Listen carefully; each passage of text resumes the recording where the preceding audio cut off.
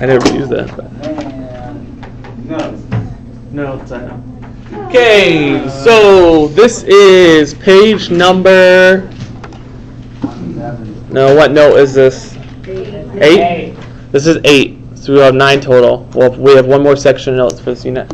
So this is number 8. So you should have 8 note pages filled out. Maybe not all the way, but you should have them filled out whatever we filled out in class. So you don't need to go back and finish it if we didn't. Okay, so what we're looking at today, these are, the topic is equation, and we'll put notes on the top. Equation notes. So we are talking about solving equations, which is a little different than what we have done up to this point. Up to this point, we have combined like terms. We have done distributive property. We have, put t's with t's and x's with x's. What we're going to do today is a little different. We are solving equations. Okay, so anytime we are trying to solve an equation, we'll just put this to the side. When at any time you see the word solve, it usually means get the variable alone. Do not overthink this. If I want to get the variable alone, if it says solve an equation, that means get the variable alone. So you're going to spot your variable and then get rid of any numbers that are on the same side with it. That is the plan. So whenever you see solve, usually it will mean to get the variable alone. Now, to get the variable alone, we are going to use inverse operations. We talked about the word inverse. Inverse is a fancy math word that means what? Multiplication. No. Division. No. Addition. Okay. Inverse fraction. Inverse. We talked about this with properties. We had a property that was the inverse properties. And what did? We said inverse was a fancy math word that just meant what? Opposite. So when I refer to inverse operations, I am using the opposite operation to get rid of the whatever number is with the variable. Now real quick, just to the side, if I talk about inverse, what is the inverse operation of addition? Subtraction. Okay? And the inverse of subtraction is addition. Just kind of a refresher. And I also have multiplication. We're going to use a dot, so we don't get confused with the x. If I have multiplication, what's the inverse of multiplication? Division. You guys know this. Should go pretty well for the most part. Okay? So we use opposite to cancel it out. Because if I have a positive 12, subtracting 12 from it will cancel it out. Give me 0. Okay, let's look at number 1. If I look at the first example, I have m plus 12 equals 10. Now this is an equation. Why do I know this is an equation? No. Expressions also have variables. There's an equal sign. Yes. Don't overthink this. There is an equal sign, so this is an equation. So to solve this, I need to get my variable alone. Variable is just a letter. I need to get m alone. What number do I need to get rid of to get m alone? 12. How do I get rid of a positive 12? Subtract 12. Now here's a little thing with equations. You have to keep both sides equal. So if I subtract 12 on the left, I have to keep the right side equal by subtracting 12. This is where it's a little different than what we've been doing. We're not just combining like terms, we're using opposite. Let's look at my left side. I have m. What is 12 minus 12? 0 is gone. They cancel out. And what is 10 minus 12? Negative 2. Is this equation solved? Yes. Why is this equation solved? M is alone. M equals negative 2. That is my answer. So what we're doing when we solve an equation is we're saying, what number does this variable represent? This is saying that m represents negative 2. I can plug. Now, the nice thing about equations, how can I easily check equations? How can I easily check? Plug it back in. If I plug negative 2 in, what's negative 2 plus 12? Negative 2. What's negative 2 plus 12? 10, which is equal to 10. So you can always plug it in to check it. Okay, let's look at 3 real quick. 3 is a little tricky one. Okay, I want to solve this. So what number do I need to get rid of to get y alone? 7. What number do I need to get rid of to get y alone? 91. Negative 7. You have to take the negative in front. I just heard 7. Yes. Okay, you have to get rid of the negative 7 in front. Now, be careful though. What operation is, guys, what operation is happening between the negative 7 and the y? The multiplication. Multiplication. So even though you see a negative, I'm not actually subtracting 7. I'm multiplying by negative 7. The opposite of multiplying by negative 7 is dividing by negative 7. So divide both sides by negative 7. I have to do the same thing to both sides because there is an equal sign. On the left side, what's negative 7 divided by negative 7? Or 0. It's gone. It's actually 1. So it's just going to be 1y or just y. So y is alone, which was my goal. And then what is negative 91 divided by negative 7? What is it? 13. Positive 13. Check your sign. Sheldon, please. Negative 91 divided by negative 7 is a positive 13.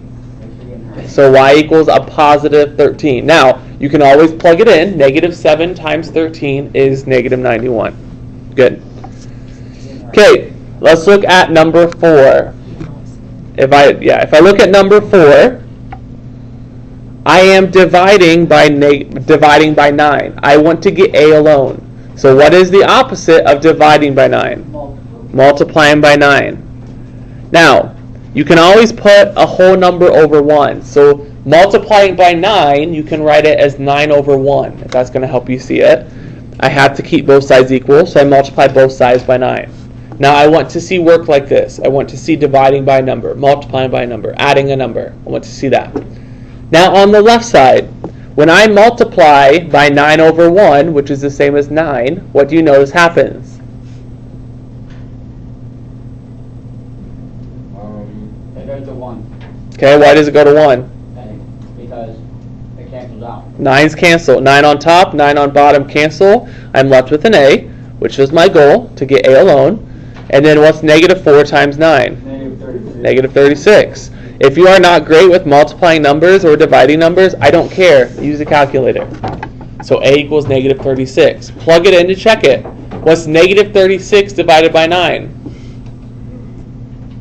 Negative 36 divided by 9 is negative 4. Which is what it's equal to. So you can always plug it in to check it. Okay, let's look at a couple more examples and I'll give you time to start the homework. Fractions. Now we are dealing with fractions. Okay, before we fill in the blank here, let's go ahead and look at this. Let's use common sense. If I want to solve this problem, I want to get x alone. What number do I have to get rid of? The 2/3. What operation is happening between the 2/3 and the x? Multiplication. What's the inverse of multiplication? Divide. So we can divide, leave some space, because I'm going to show you two ways. To get rid of the 2/3, you divide by 2/3. 2/3 times x. The opposite is dividing by 2/3. Now, get your calculator out. If you don't have one, I ask you 3 times to get one before we start notes. If you don't have one, go grab one, because I want you to practice to make sure we can plug fractions in. They're not hard, because you can use a calculator.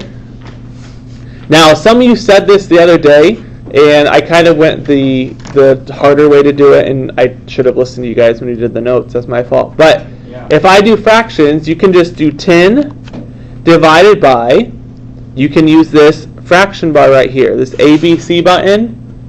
That gets you a fraction, divided by 2/3. Will that come out right?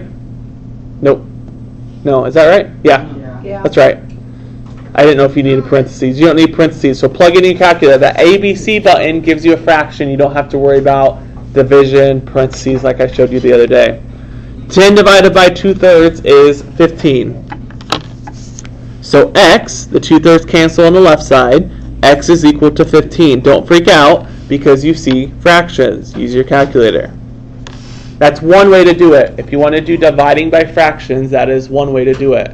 Another way is to get rid of a fraction, you multiply by the reciprocal. Reciprocal. That's okay. I'm checking it too. Reciprocal. Now, reciprocal, you just flip the fraction. Think about dividing. How did I divide fractions? Think back to middle school. Multiplication. Multiply by the... How did I divide a fraction? Divided. How did I turn it into multiplication, and I did what with the second fraction? Flip it. So dividing by a fraction is the same as multiplying by reciprocal.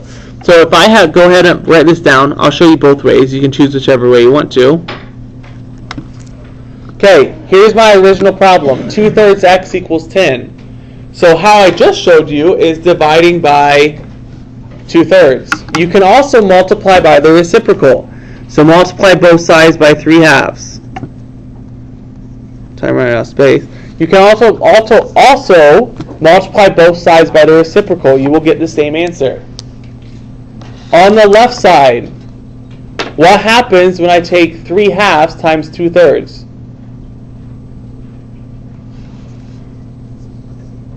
What happens when I take 3 over 2 times 2 over 3? 1 over 1. Why? Because you multiply by the reciprocal. No? What happens? Oh my. Cancels out. Cancels out. 2's cancel, 3's cancel. I'm left with 1x, or just x. And then plug it in your calculator. What is 10 times 2 ABC button thirds? No, I did something wrong.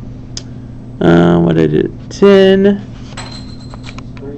times, do I have to use, 3/2, sorry. 10 times 3/2. 15. You get the same answer. So, if you want to multiply by the reciprocal or just divide by the fraction, I don't care. Either way you want to do it. Okay, any questions on that? Okay, let's look at 8 real quick. Let's look at 8. Okay, I have -1/2 m equals -9. How do I get rid of the fraction? Couple options. Tell me one way. Divide by what? Yep, you can divide by -1/2. So if you want to, if that's just easier for you to think about dividing by -1/2, that is fine. Plug it in your calculator. Someone tell me what you get when you take -9 divided by -1/2. Positive 18. Make sure you put your negatives. Positive 18. That's one way to get an answer. I could also have multiplied by what? What's the reciprocal of -1/2?